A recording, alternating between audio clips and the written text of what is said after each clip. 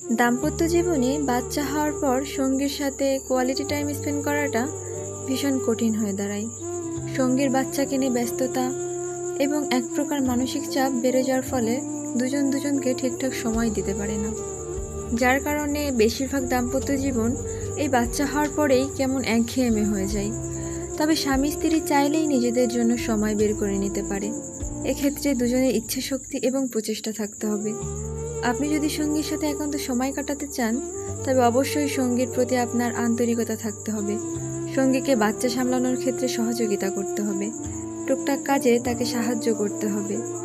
যেমন ধরুন, যে কাজ আপনার সঙ্গীর করতে 1 ঘন্টা লেগে যায়, সেই কাজে আপনি সহযোগিতা করলে 30 মিনিট সাশ্রয় হবে।